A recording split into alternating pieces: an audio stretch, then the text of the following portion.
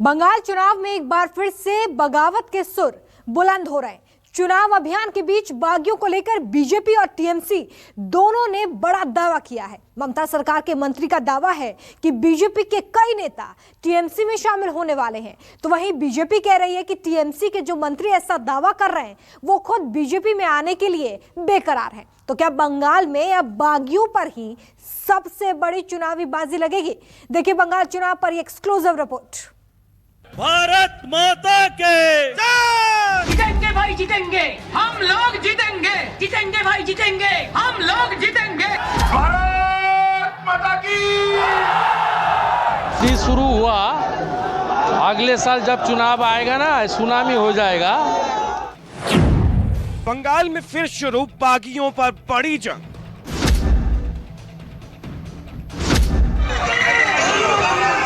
लड़ाई लड़ाई लड़ाई चाই, लड़ाई করে বাঁচতে চাই, लड़ाई लड़ाई लड़ाई চাই, लड़ाई করে বাঁচতে চাই।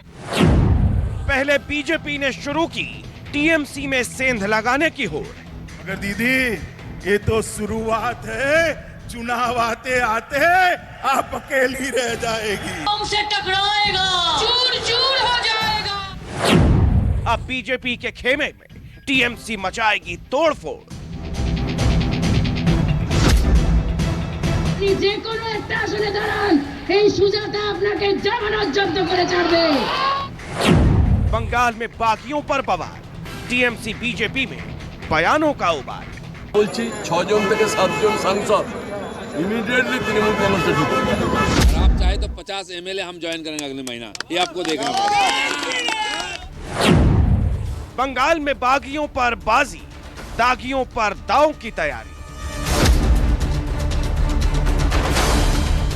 पश्चिम बंगाल की राजनीति में चुनावी साल के शुरुआत में बगावत ने एक बार फिर सिर उठाया है।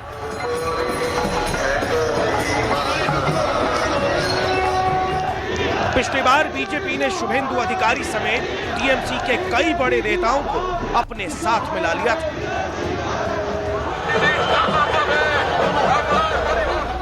इस बात की टीस ने टीएमसी को बेचैन कर रखा था, इसलिए ममता के करीबी मंत्री ने बागियों को लेकर एक बड़ा बयान दिया है। আমি আপনাকে বলছি 6 জন থেকে 7 জন সাংসদ ইমিডিয়েটলি তৃণমূল কাংগ্রেসে ঢুকে মে মাসের ফার্স্ট উইকের মধ্যে ঢুকে যাবে। বিজেপির সাংসদ, 7 জন বিজেপির সাংসদ 7 জন আর আমাদের থেকে যে কটা এমএলএ গিয়েছিল, সব কটা এমএলএ লাইন দিয়ে মানে ভোটের পরে বলছেন? ভোটের আগেই ঢুকে 6 জন সাংসদ। टीएमसी के मंत्री ज्योति प्रिय के बयान से राजनीतिक हलचल और हंगामा होना ही था, लेकिन बीजेपी भी बागियों पर जारी जंग के लिए खुद को तैयार बता रही है। टीएमसी पार्टी में पिछली बार तोड़फोड़ मचाकर बीजेपी ने मुख्यमंत्री ममता बनर्जी को खासा परेशान कर दिया था, लेकिन इस बार टीएमसी की ओर से दावा किया गया है कि बंगाल में बीजेपी के कई बड़े नेता टीएमसी के हाथ थाम सकते हैं। बीजेपी इसे टीएमसी का माइंड गेम बताते हुए दावा कर रही है कि इस बार टीएमसी में पिछले बार से भी बड़ी बगावत होगी। बंगाल बीजेपी के अध्यक्ष दिलीप घोष का कहना है कि यह लड़ाई पश्चिम बंगाल को पश्चिम बांग्लादेश में तब्दील होने से बचाने के लिए वो ममता सरकार पर मुस्लिम तुष्टिकरण की नीति अपनाकर राष्ट्र की सुरक्षा के लिए खतरा पैदा करने का आरोप लगाते हैं। बीजेपी का दावा है कि ममता की नीतियों से नाराज टीएमसी के कई नेता बीजेपी में शामिल होने की कतार में खड़े हैं। मल्लिक बाबू को बोलता हूं कि आप छोड़िए एमपी की एक हमारा बूथ प्रेसिडेंट को आप लेकर अपना पार्टी में ज्वाइन कराइए, फिर हम मान लेंगे। और आप चाहे तो 50 एमएलए हम ज्वाइन करेंगे अगले महीना, ये आपको देखना पड़ेगा। टीएमसी एक बार फिर बीजेपी से चोट खा चुकी है। ममता सरकार खुद बागी तेवर वाले नेता और पार्टी के नाराज नेताओं को लेकर चर्चा कर चुकी है, लेकिन अब उन्होंने अपनी रणनीति को बीजेपी जैसा आकार देने की कोशिश की है। बगावत को लेकर बंगाल में भारतीय जनता पार्टी और टीएमसी के बीच तलवारें खिंच गई हैं। दोनों ओर से पुराने नेताओं को मोर्चे पर लगाया गया है। अब दोनों एक दूसरे के दल में नेताओं की सेंध लगाने के लिए नए सिरे से लामबंदी हो रही है। लामबंदी भी ऐसे कि एक पक्ष दूसरे पाले के सिपह सलार तोड़ रहा है तो फौरन दूसरी ओर से उतना ही ताकतवर और बड़ा नेता तोड़कर जवाब दिया जा रहा है। बंगाल की चुनावी जंग में बगावत इस कदर हावी है कि पुराने नेताओं के अलावा घर परिवार तक टूट रहे हैं। पिछली बार बीजेपी ने शुभेंदु अधिकारी के तौर पर टीएमसी को बड़ा झटका दिया, तो जवाब में टीएमसी ने बंगाल युवा मोर्चा के अध्यक्ष और सांसद सौमित्र खान की पत्नी सुजाता को सौमित्र और बीजेपी दोनों से दूर करके अपने साथ मिला लिया। हालांकि इस बार बीजेपी का दावा है कि वो टीएमसी के हर दाव का भरपूर जवाब देने के लिए तैयार है। वो दिमागी रूप से उसका संतुलन बिगड़ चुका है। उसकी फाइल इतनी मोटी है कि हम लोग उसको प्रश्रय नहीं देते हैं, नहीं तो खुद चले आने के लिए तैयार खड़ा है। बंगाल चुनाव को बीजेपी ने 2021 का सबसे बड़ा मिशन बनाया है। अगले 3-4 महीने में विधानसभा चुनाव होने हैं। देश के इस पूर्वी मोर्चे को जीतने के लिए बीजेपी हाईकमान ने साल 2014 के बाद से ही सक्रियता दिखाई है। हम बांग्ला विरोधी नहीं है, मगर ममता विरोधी जरूर है। तृणमूल कांग्रेस का विरोध करने में आया हूं, जिसका सबूत और परिणाम 2019 लोकसभा के नतीजों में नजर भी आया था। बीजेपी ने बंगाल विजय के लिए न सिर्फ टीएमसी बल्कि कांग्रेस और लेफ्ट के नेताओं पर भी दांव खेला है। दिसंबर में गृह मंत्री अमित शाह के बंगाल दौरे पर टीएमसी, कांग्रेस और लेफ्ट तीनों के नेताओं ने बीजेपी का दामन थाम लिया था। बीजेपी जानती है कि चुनाव में समय कम है, इसलिए संगठन और वोट बैंक दोनों को साधना है, तो विरोधी दल के नेताओं को तोड़ना होगा।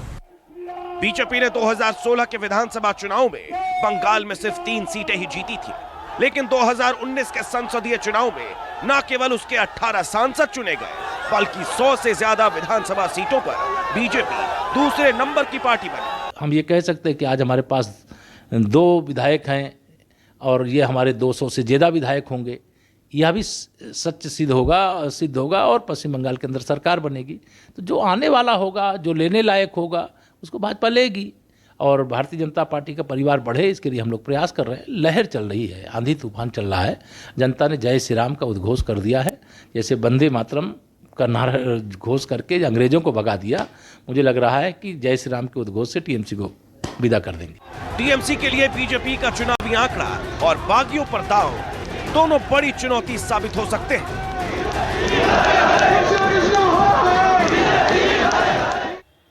दुआरे सरकार का इफेक्ट है। स्वास्थ्य साथी के लिए विरोधी दल के नेता पब्लिकली प्रचार कर रहे हैं माकपा और भाजपा के कि स्वास्थ्य साथी न बनाएं, दुआरे सरकार में न जाएं, लेकिन उनके परिवार के सदस्य और सीपीएम बीजेपी के नेतागण स्वास्थ्य साथी कार्ड बनवा रहे हैं और उसका जो इफेक्ट नीचे आम स्तर के जनमानस में हो रहा है, उससे घबराए हुए भाजपा ही नहीं, जो लोग गए भी हैं वो लोग भी वापस आने के लिए लाइन लगाए हुए हैं। टीएमसी भी बागियों को अपनी चुनावी रणनीति का हिस्सा बनाने की कोशिश कर रही है। इसके संकेत कुछ दिनों पहले मुख्यमंत्री ममता की ओर से मिल चुका है। मुद्दा लाख बुरा चाहे तो क्या होता है, वही होता है जो मंजूर खुदा होता है। गृह मंत्री शाह ने बीरभूम के बोलपुर में रोड शो से पहले बाउल सिंगर वासुदेव दास के घर खाना खाया, तो मुख्यमंत्री ममता भी बोलपुर में रोड शो के दौरान वासुदेव को अपने मंच पर ले आए। यानी खुद को मजबूत दिखाने के लिए न सिर्फ नेताओं पर बल्कि खास तरह के वोट बैंक वाली जनता को भी अपने साथ दिखाने का दांव चला जा रहा है। नॉर्थ 24 परगना से चंद्रशेखर तिवारी के साथ अनुज पांडे, न्यूज 24, कोलकाता। और बंगाल में बागियों के अलावा धर्म, जाति, समुदाय, संस्कृति, धार्मिक स्थलों और प्रतीकों को लेकर भी बीजेपी और टीएमसी के बीच वार और पलटवार जारी है। बीजेपी के लिए बंगाल सांस्कृतिक सरकारों वाली सियासत की प्रयोगशाला की तरह है, तो वहीं टीएमसी इस प्रयोग को नाकाम करने की कोशिश कर रही है। देखिए बंगाल चुनाव में संकेतों और संस्कृति वाली सियासी टकराव पर यह खास रिपोर्ट। जय श्री राम।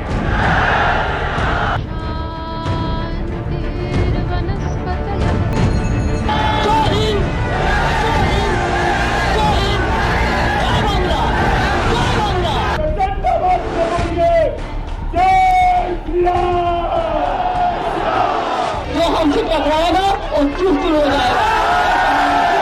रविन्द्रनाथ टैगोर जी अक्सर गुजरात आ जाते थे और उन्होंने वहां काफी लंबा समय भी बिताया। बांग्लाटाके गुजरात होते देबो ना।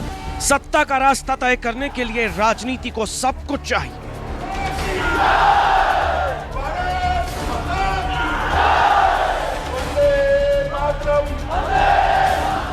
धर्म, धार्मिक स्थल, धर्म गुरु, महापुरुष, जाति, समुदाय, मुद्दे, परंपराएं और इन सभी से जुड़ी हुई जनता के वोट, क्योंकि वोट बैंक सियासी रणनीति का मुकाम है और सत्ता उसकी मंजिल। बंगाल में असली सियासी लड़ाई अवधारणाओं या मान्यताओं और संस्कृति की है। टीएमसी इसी आधार पर भारतीय जनता पार्टी पर हमले करके उसे जनता की नजरों में खारिज करने की कोशिश कर रही है, जिसके जवाब में भारतीय जनता पार्टी ने इस लड़ाई को बंगाल के बड़े चेहरों और महापुरुषों को अपनाने की रेस में तब्दील कर दिया है। टीएमसी के पास ममता के रूप में आक्रामक नेता है, तो वहीं भारतीय जनता पार्टी के पास पीएम नरेंद्र मोदी का चेहरा और अमित शाह गृह मंत्री की रणनीति है। बंगाल में बागियों पर बाजी लगाने के साथ साथ संकेतों की भी सियासत खूब हो रही है। बीजेपी और टीएमसी दोनों इसमें शामिल हैं। प्रधानमंत्री नरेंद्र मोदी रविन्द्रनाथ टैगोर को नमन करते हुए उनकी विश्व भारती यूनिवर्सिटी से देश को संबोधित करते हैं। ये देश की संस्कृति को सारी दुनिया में पहुंचाने वाले महापुरुष से जुड़ाव का संकेत है। वहीं गृह मंत्री अमित शाह बंगाल दौरे पर पहुंचते ही सबसे पहले देवी दरबारों में पूजा करते हैं। ये बंगाल में नारी शक्ति प्रधानता की संस्कृति को नमन करने का संकेत है। बीजेपी अध्यक्ष जेपी नड्डा भी काली घाट में पूजा करके शक्ति की उपासना का संदेश देते हैं। वहीं मुख्यमंत्री ममता बनर्जी गंगा सागर का प्रसाद घर घर पहुंचाने का दाव चलती है, तो उनके भतीजे अभिषेक बनर्जी चुनावी दौरों में पूजा पाठ करते नजर आते हैं। ये सब सांस्कृतिक संदेशों वाली सियासत है। गुरुदेव के बड़े भाई सत्येंद्रनाथ टैगोर जब आईसीएस में थे तो उनकी नियुक्ति गुजरात में अहमदाबाद में भी हुई थी। रविन्द्रनाथ टैगोर जी अक्सर गुजरात आ जाते थे और उन्होंने वहां काफी लंबा समय भी बिताया था। अहमदाबाद में रहते हुए उन्होंने अपनी 2 लोकप्रिय बांग्ला कविताएं बंदी ओ अमार और नीरव रजनी देखो, ये दोनों रचनाएं की थी। अपनी प्रसिद्ध रचना क्षुधित पाषाण का एक हिस्सा भी उन्होंने गुजरात प्रवास के दौरान ही लिखा था। ममता बनर्जी जानती हैं कि उनका लक्ष्य और निशाना क्या है। वो तीसरी बार पश्चिम बंगाल की सत्ता हासिल करने के लिए हर मोर्चे पर पीएम मोदी और बीजेपी हाईकमान से टकराते हुए नजर आना चाहती है और वैसा कर भी रही है। चुनावी मंचों से बीजेपी पर आरोप लगाती है कि यहाँ की अवधारणाएं बंगाली बनाम बाहरी की है, इसलिए इस बात पर जोर देती है कि बंगाल को गुजरात नहीं बनने देंगे। বাংলার আশেপাশে কেউ কোনোদিন আসতে পারেনি এবং পারবে না। যতই বাংলার নামে বদনাম করার চেষ্টা হোক, আমি বিশ্বাস করি একদিন এমন দিন আসবে সারা বিশ্ব বাংলাকে স্যালুট করবে, বাংলাকে প্রণাম জানাবে, বাংলাকে সালাম জানাবে। বাংলার মেধা, বাংলার উৎকর্ষ, বাংলার শিল্পী, বাংলার সংস্কৃতি, বাংলার ফিল্ম, এভরিথিং, নোবেল প্রাইজ থেকে শুরু করে সবই যদি দেখবেন সবটাই বাংলা। বাংলাটাকে गुजरात होते देबो ना। जय हिंद, वंदे मातरम, जय बांग्ला। ममता और बीजेपी के बीच सांस्कृतिक मोर्चे पर चल रही चुनावी जंग में रविन्द्रनाथ ठाकुर की धरती भी सियासी अखाड़ा बन चुकी है। पश्चिम बंगाल में सांस्कृतिक मोर्चों पर चुनावी लड़ाई को लेकर टीएमसी और बीजेपी अपने अपने दांव चल रही है। ममता ने अर्थशास्त्री अमर्त्य सेन के अपमान के आरोप में लगातार बीजेपी पे हमला कर रही है, तो वही जवाब में बीजेपी ने रविन्द्रनाथ टैगोर के बहाने ममता पर निशाना साधा है। विश्व भारती यूनिवर्सिटी को लेकर राजनीतिक मंच तक ममता और बीजेपी के बीच में सांस्कृतिक मोर्चों पर लगातार टकराव बढ़ रहा है। मुख्यमंत्री ममता ने रविन्द्रनाथ ठाकुर को लेकर पीएम मोदी और बीजेपी की सक्रियता देखते हुए नोबेल पुरस्कार विजेता अर्थशास्त्री अमर्त्य सेन का मुद्दा उठाया। गुरुदेव के शांति निकेतन में जन्मे और पले बड़े अमर्त्य सेन विश्वविख्यात अर्थशास्त्री हैं। इस मामले में विश्व भारती यूनिवर्सिटी प्रशासन ने उन पर यूनिवर्सिटी की जमीन पर अवैध कब्जे का आरोप लगाया, जिसे ममता ने सेन और पूरे बंगाल का अपमान करार दिया था। जबकि बीजेपी इसे ममता की टकराव वाली सियासत करार दे रही है। कि भारतीय जनता पार्टी के पक्ष में आंधी तूफान सुनामी जो भी कह लीजिए कि चल रहा है पश्चिम बंगाल के अंदर, जो स्थिति को आंक सकते हैं वो आंक रहे हैं। उनको मालूम है कि अब टीएमसी जा रही है, बीजेपी आ रही है, तो जो आना चाहते वो आने के लिए लाइन में होंगे। दरअसल विश्व भारती विश्वविद्यालय केंद्रीय यूनिवर्सिटी है, प्रधानमंत्री इसके चांसलर है। टीएमसी ने विश्वविद्यालय अधिकारियों पर पिछले 2 साल में टैगोर की पवित्र संस्था का भगवाकरण करने की कोशिशों का आरोप लगाया है।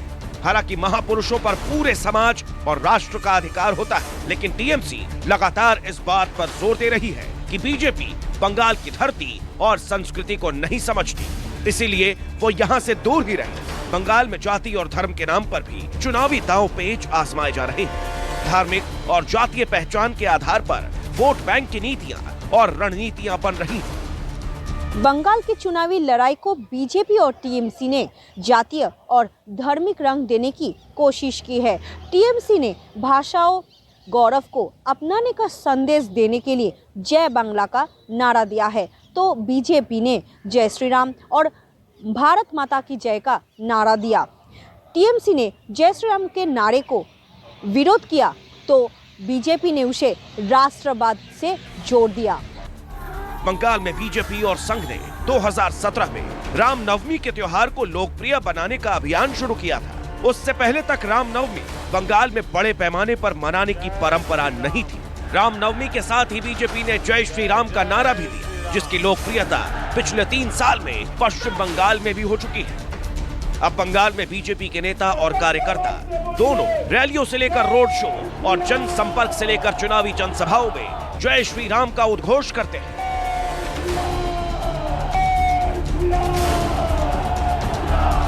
टीएमसी इसे उत्तर भारतीय संस्कृति को बंगाल में चुनावी फायदे के लिए आयात करने का आरोप लगाते हुए जय बांग्ला के नारे पर पलटवार कर रही है।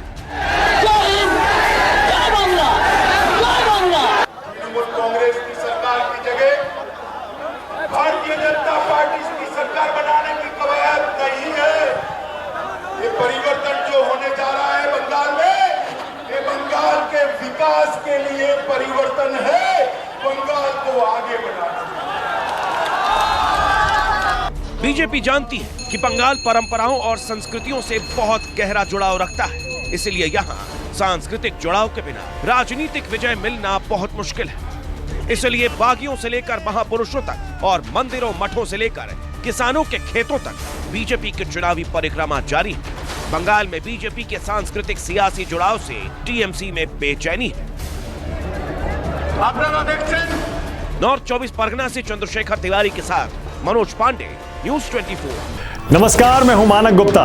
अगर आपको हमारा ये वीडियो पसंद आया हो तो इसे लाइक और शेयर जरूर करें, और हाँ, हमें सब्सक्राइब और फॉलो करना ना भूलें ताकि आप देश और दुनिया की कोई खबर मिस ना करें। तो जुड़े रहिए हमारे साथ और देखते रहिए न्यूज़ 24।